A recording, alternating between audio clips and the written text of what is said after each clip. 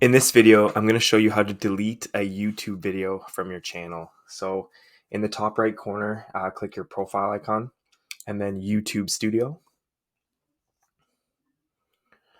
And then it's going to open up your YouTube Creator Studio in your channel dashboard. And on the left side here, you're going to click Content. And on this channel, I used to have a bunch of videos about a web app that was built, but this channel's content is changing. So I want to delete a video, and I'm going to scroll down to the bottom and I'm going to choose this video right here, how to list a digital product. I'm going to click the three dots and then delete forever.